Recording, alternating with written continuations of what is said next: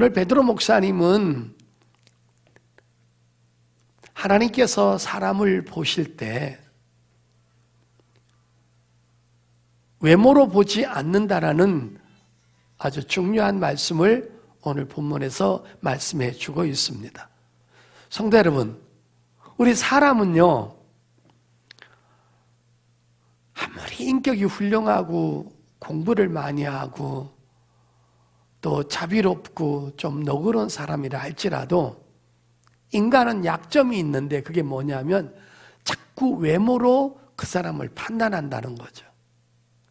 예를 들어 어떤 사람이 조금만 말에 실수하고 말이 조금 거치면 저 사람은 배움이 짧아서 그래. 그리고 조금 저렴한 물건을 살라고 그러면 저 사람은 가진 게 없어서 그래. 이런 식으로 그 사람이 어떤 옷을 입었는지, 어떤 직장에 다니는지, 어떤 차를 타고 다니는지, 어떤 위치에 있는지 자꾸 이런 것을 보면서 사람을 판단하려고 하는 그러한 기질들이 사람에게는 다 있습니다. 그런데 우리 하나님은 그런 걸 보지 않나요? 우리 인간은 그 사람이 갖고 있는 화려한 스펙이나 남들이 부러워할 학력 또는 세련된 외모, 유창한 외국어 실력, 그리고 값비싼 옷들, 또 그가 사용하는 액세서리와 화장품들, 그 사람의 직위나 위치 이런 것들을 통해서 그 사람을 판단한다는 것입니다. 그런데 하나님은 사람을 판단할 때 절대 그런 것으로 판단하지 않는다는 거죠. 하나님이 사람을 보는 것은 딱 한 가지를 보는데 바로 마음의 중심을 보신다는 거예요. 이게 하나님이 얼마나 공평하신지를 우리에게 알려주고 있습니다. 오늘 베드로 목사님께서 이런 말씀을 하시게 된 이유가 저는 성경을 연구하다가 충분히 있을 거라고 생각을 합니다. 자, 여러분 잘 한번 들어보십시오. 이스라엘 땅에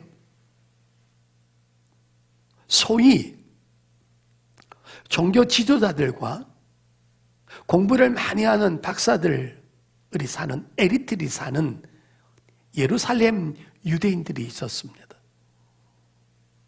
그 예루살렘 근처에는 너무나 많은 학識있는 사람들이 많았고 사내들인 공회원들이 많이 살았어요. 요즘 쉽게 말하면 국회의원들, 대학 교수들, 판검사들 이런 사람들이 그 예루살렘 근처에 사람들이 많이 살았다는 것이죠. 그런데 여러분, 똑같은 유대인이라도 여러분 잘 보십시오. 갈릴리 지역은 너무나 배움이 짧고 큰 스펙이 없는 유대인들이 그 갈릴리 지역에서 살았죠. 여러분, 똑같은 이스라엘 민족인데도 하나는 유대인 출신이고 그 예루살렘 근처에 살고 그곳에서 있었다는 이유와 그 다음에 갈릴리에서 있었다는 그 이유 때문에 사람들은 저 사람은 좀 천한 사람이야, 저 사람은 좀 배움이 없는 사람이야, 저 사람은 좀 가난한 사람이야. 여러분, 요즘도 말이죠, 강남에 사는 분들은 다 그런 건 아니지만 강북이나 조금 변두리에 사는 사람하고는 자기들이 마치 수준이 맞지 않는다는 식으로 말을 할 때가 많습니다. 저 사람 어디 동네 산대? 쌍문동 살아. 우리보다 한 수 아래네. 이렇게 많은 것들을 판단하는 사람이 있고, 또 여러분, 서울대 출신은 또 서울대 출신끼리만 어울리고, 하버드 나온 사람은 하버드 나온 사람끼리 어울리고, 옥스퍼드나 캠브리지 나온 사람은 또 그런 데 나온 사람들끼리 모여서 자기 마치 수준이 맞는 것처럼 그 학교를 다니지 못한 사람은 자기보다 마치 한 수 아래인 것처럼 그렇게 생각하는 사람들이 인간 사회에는 얼마든지 있다라는 것입니다. 마치 이거하고 똑같습니다. 옛날에 백인들이 흑인들을 아주 우습게 보고 100년, 200년 전에는 흑인들이 거의 다가 백인들의 노예였잖아요. 그러니까는 저들은 똑같은 인간이지만 우리보다 한참 아래라는 이런 우월감이 죄성을 가진 인간들에게 있었다라는 것입니다. 자, 그런데 왜 예루살렘 유대인들이 예수님의 제자들을 무시했느냐?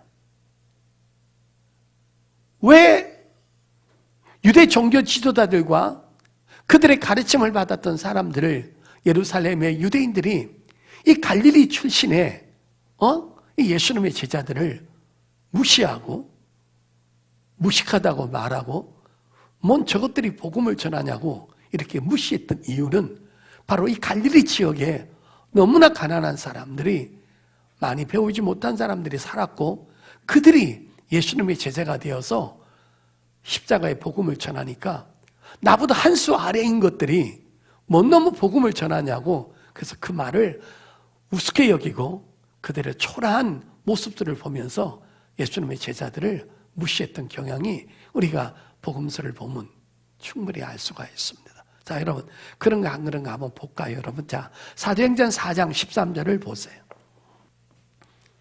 자, 사도행전 제4장 12절 13절 한번 보겠습니다. 다른 이로서는 구원을 받을 수 없나니 천하 사람 중에 구원을 받을 만한 다른 이름을 우리에게 주신 일이 없음이더라 하였더라.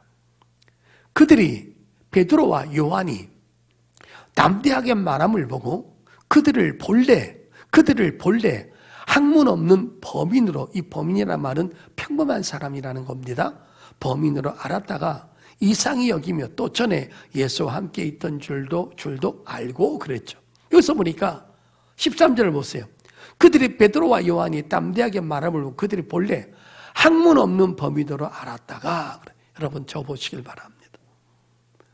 정규 대학 라피 교육을 안 받았다는 거죠. 예수님의 제자들은 고기 잡고 있다가 예수님 앞에 부름 받아서 그때부터 예수님을 따라다니면서 십자가의 복음을 배우고 하나님의 지식을 채우고 아직은 인격적으로 좀 다듬어지지 않았지만 그래도 주님 밑에서 열심히 복음을 배우고 그 복음을 전하면서 이렇게 초대교회 때 복음을 전했는데 아직도 좀 배운 사람들은 예수님의 제자들을 제자로 인정을 안 하는 거예요. 아니 저것들이 뭐 너무 대학도 제대로 나오지 않고 외국말 하나도 제대로 못하고 명문 가문에서 자란 것도 아니고 아무것도 아닌 저것들이 예수님을 전하고 복음을 전하니 나는 그들에게 귀를 기울일 수가 없다. 그렇게 해서 예수님의 제자들을 무시했던 거. 지금 초대교회들도 적나라하게 나오지 않습니까? 그러나 우리 예수님은 그들을 많이 배우지 못했지만 그들을 제자로 선택한 이유가 뭡니까? 바로 그들 마음속에 있는 중심을 봤다라는 거죠. 말씀을 전하면 그 말씀을 그대로 받아들이고 그리고 그 중심에 주님을 사랑하고 존경하는 그리고 하나님의 말씀을 배우고자 하는 그런 마음이 그들에게 있었죠. 아직까지는 그들은 무명입니다. 요즘 말하면 목회자 초년병입니다. 설교를 유창하게 잘하는 것도 아니고 알다시피 인격도 그렇게 다듬어지지 않았습니다. 인격도 얼마나 불같고 혈기가 많은지 여러분께서 누가복음 9장에도 보면 예수님께서 예루살렘에 올라가는 길에 날이 어두워서 사마리아 땅에서 방 좀 구하려고 하니까 그 사마리아인들이 옷을 보니까 유대인들이잖아요. 평상시에 우리를 무시하고 우리를 사람 취급하지 않았던 인간이 우리 동네에 와서 아쉽다고 방 구해달라고 하니까, 방이 없다고 하니까, 그때 여러분 요한 야고보가 말하는 거 보세요. 주님, 하늘에서 불 떨어뜨려가지고 저거 태워버립시다. 이게 얼마나 여러분 예수님의 제자들이 이게 아직까지 다듬어지지 않았습니까? 그러니까 실수도 있었고 인격적으로 다듬어지지도 않았고, 그 다음에 주님을 위해서 일정으로 종교대학 랍비 교육을 받은 것도 아니었지만, 그래도 우리 주님은 예루살렘에 많은 유능한 사람을 선택하지 않고 이 사람들을 선택해서 제자로 삼고 복음을 전하는 도구로 쓴 이유는 바로 그 중심이 주님을 너무 사랑하는 마음이 있었다는 겁니다. 그러니까 오늘 여러분, 오늘 베드로전서 1장 17절 본문이 하나님은 외모를 취하지 않는다는 말은 베드로가 뼈저리게 느끼는 말이죠. 만약에 하나님께서, 우리 주님께서 베드로를 세상의 스펙을 통해 가지고 제자로 삼으려면 삼을 것이 하나도 없었다는 것이죠. 그런 자기들을 불러서 제자들을 삼으시고 자기와 함께 3년 반 동안 동고동락했던 것들을 생각하면 베드로가 주님 앞에 너무 감사해서 성령의 영감으로 오늘 이 말씀을 기록하면서, 과연 우리 주님과 삼위일체 하나님은 사람을 뽑으시고 사용할 때 절대로 외모로 보시는 분이 아니구나. 화려한 스펙이나 배경이나 명문 학교나 유창한 어휘구사력, 외국말 이런 것 때문에 하나님께서 그를 쓰는 것은 아니라는 것입니다. 자, 그런데 오늘 여러분이 오해 또 마시길, 오해를 하면 안 됩니다. 이렇게 공부를 많이 한 사람은 하나님이 안 쓰고 배우지 않고 조금 무식한 사람만 쓴다는 말은 또 결코 아닙니다. 다만 많이 배웠음에도 불구하고 중심이 하나님을 사랑하고 주의 뜻대로 살았다면 그 사람도 쓰시는 것이죠. 그러나 오늘 제가 말씀드리고 싶은 것은 예루살렘 유대인들을 주님이 사용하지 않는 것은 그들은 마음이 너무 높아져 있고 너무 교만해져 있고, 아무리 복음을 전하고 아무리 병을 고치고 아무리 자비와 능력을 행해도 귀신 들렸다고 욕하고 낭떠러지 데리고 가서 밀쳐서 죽이려고 하니 어떻게 그런 사람을 제자로 쓸 수 있겠냐는 거죠. 그러니까 안 배웠기 때문에 썼고 배웠기 때문에 안 썼다는 말이 아니라, 주님은 배웠든 안 배웠든 간에 중심이 주님을 사랑하고 주님을 두려워하고 주님 앞에 배우려는 마음만 있다면 언제든지 그 사람을 잡아서 쓰신다는 걸 말하고 있는 것입니다. 믿으시면 아멘. 자, 그러니까 아무리 사람이 다듬어지지 않는다 할지라도 그 중심이 하나님께 열려 있으면 하나님은 그에게 한없는 은혜로 다가가신다는 것입니다. 그런데 예루살렘 유대인들은 공부를 너무 많이 했고 너무 똑똑하다 보니까 예수님의 겉모습을 봤잖아요. 나사렛 출신. 그 다음에 여러분, 나사렛에서 육신의 아버지와 어머니가 뭐 했던 사람이에요? 목수했던 사람이잖아요. 그러니까 어떻게 같이 살았던 저가 갑자기 하나님의 아들이고 메시아가 될 수 있냐는 거예요. 그렇기 때문에 육적으로 판단하다 보니까 예수님께서 아무런 능력을 행하시고 말씀을 전해도 늘 밀쳐내버리고 교만을 떨고 예수님에게 마음을 열지 않으니까 하나님은 그들에게 더 이상 다가갈 수가 없었다는 것이죠. 자, 여러분, 우리 주님이 보시는 것은 바로 중심인데, 사도 바울은 그런 것들을 우리에게 베드로만 말하는 것이 아니라 그 위대하게 쓰임받았던 사도 바울도 그 말씀을 하고 있는 겁니다. 자, 고린도전서 4장 5절을 보십시오. 고린도전서 4장 5절입니다. 그 고린도전서 4장 1절을 읽기 전에 바로 위에 보면 빨간 글씨로 그리스도의 일꾼이라는 말이 나와 있죠. 보세요. 그리스도의 일꾼은 이런 사람이 되어야 된다는 것을 바울이 말하는데, 그게 바로 고린도전서 4장 5절 말씀인 거예요. 주님이 쓰는 일꾼은 바로 이런 사람이라는 거예요. 자, 고린도전서 4장 5절 제가 읽겠습니다. 그러므로 때가 이르기 전 곧 주께서 오시기까지 아무것도 판단하지 말라. 그가 어둠에 감추인 것들을 드러내고, 자 보세요. 마음의 뜻을 나타내시리니 그때 각 사람에게 하나님으로부터 칭찬이 있으리라. 여기서 우리가는 마음의 뜻이 나왔죠. 이게 아주 중요한 말이거든요, 여러분. 여러분이 이 마음의 뜻이 무엇인지 아십니까? 바로 동기라는 뜻입니다. 그러니까 마음의 동기가 순수하다는 거예요. 말씀 받는 태도의 동기가 너무 아름답다라는 거예요.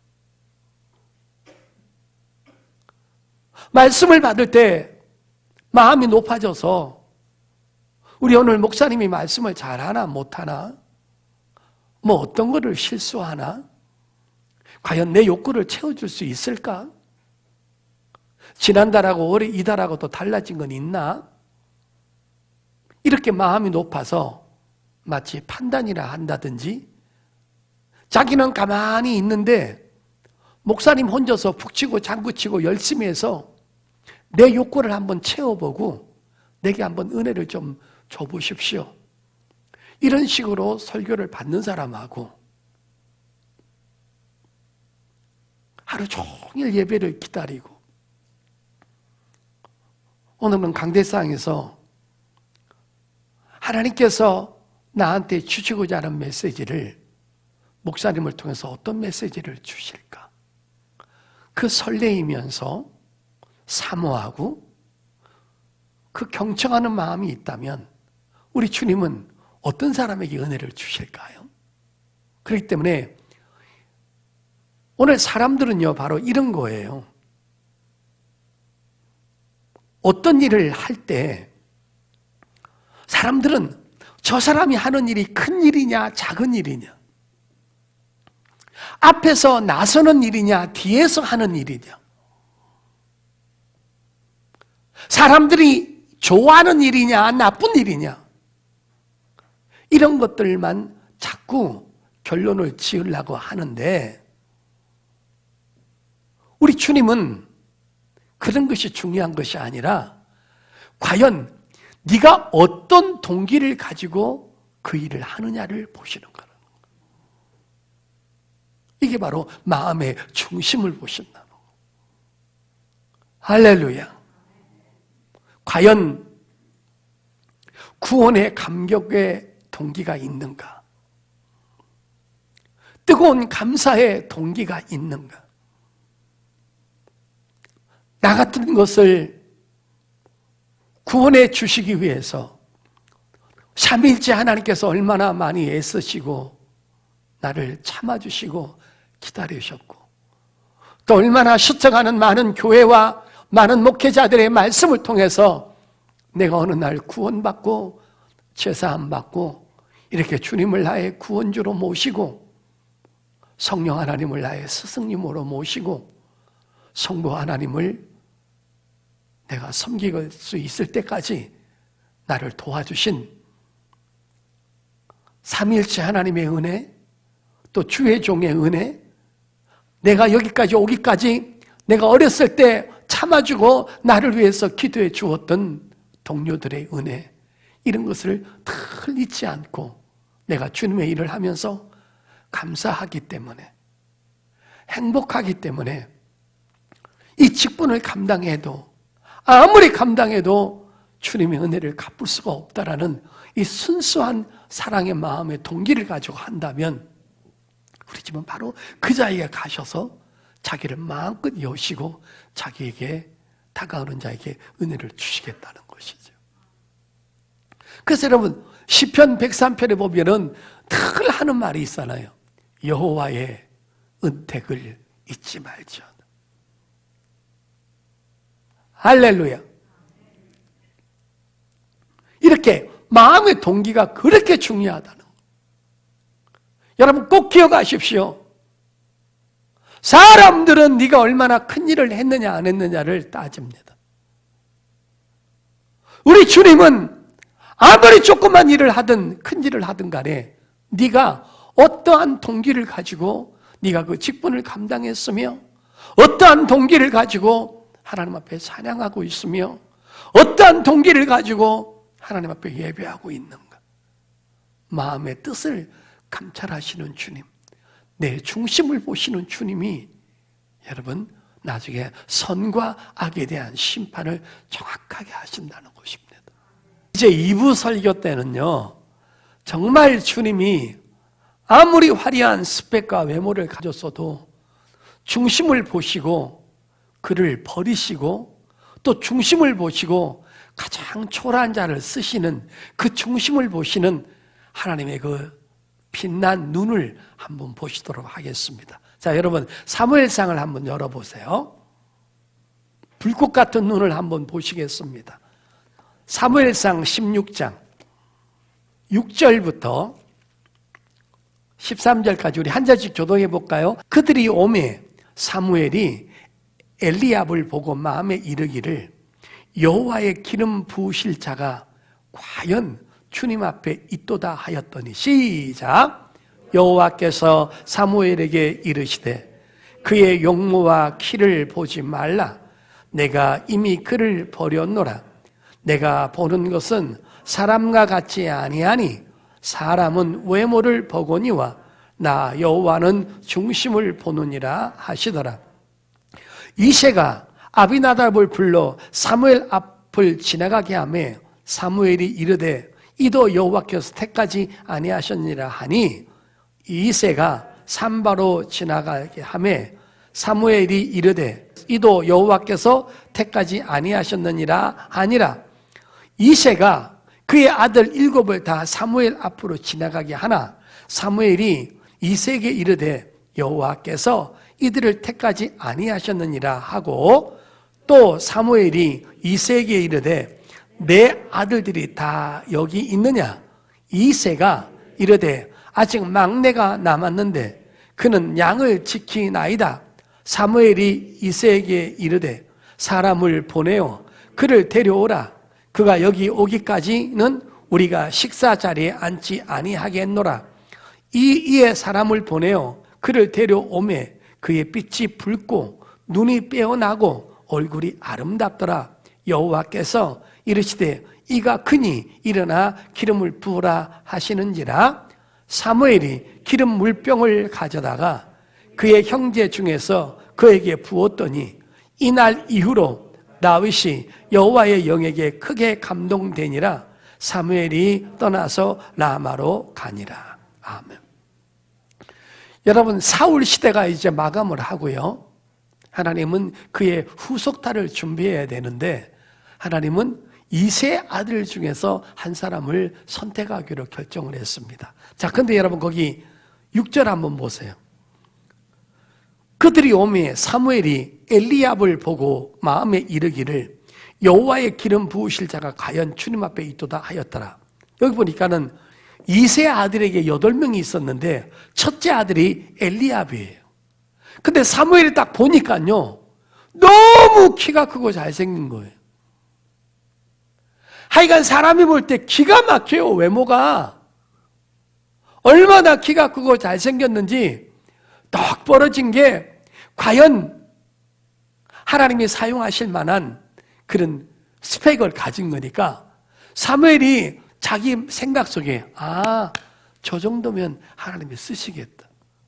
내가 보니까 손색이 없는 사람이라. 근데 하나님은 사무엘에게 그 사람은 아니야. 그래서 여러분 이세 아들을 7명을 다 사무엘 앞에 보여서 면접을 본 거예요. 그런데 하나님께서 사무엘에게 감동을 안 주는 거예요. 7명을 다 봤어요, 여러분. 이상하다. 분명히 하나님께서 이세 아들을 통해서 한 사람을 왕으로 쓰실 건데 아니 7명이 다 봤는데 다 없으면 이거 어떻게 되는 거야? 그래서 마지막으로 사무엘이 묻습니다. 일로 와보세요, 이 선생. 당신 아들이 몇 명이에요? 그랬더니 8명입니다. 근데 왜 지금 7명이에요? 하나는 키도 조그맣고 배운 것도 없고 양을 치고 있는데 그건 보나마나 합니다. 그러니까 아버지한테도 인정을 못 받은 아들이 하나 있었다는 거죠. 그리고 여러분 오늘 이 본문을 보면요, 엘리압이라든지 아비나답이라든지 삼마라든지 이름을 계속 애비가 칭합니다. 내 아들 누구, 내 아들 누구인데, 그래서 다윗이 집에서 얼마나 발세를 받았다는 걸 알 수 있어요. 자, 여러분 11절 보세요. 내 아들들이 다 여기 있느냐? 이게 다냐 물어보는 거예요. 이새가 이르되 아직 막내가 남았는데 그는 양을 지킨다. 여기서 보니까는 다윗이라고 이름도 안 불러. 그냥 막내라고 그래. 다윗이 들을 때 너무 섭섭했을 거예요. 그죠? 그러니까 사무엘이 있다가 그 사람 좀 데리고 와봐라 그래. 그래서 여러분 사람을 보내가지고 양치고 있는 다윗을 데리고 옵니다. 자, 여러분 12절 보십시오. 이에 사람을 보내어 그를 데려오매 그의 빛이 붉고 눈이 빼어나고 얼굴이 아름답더라.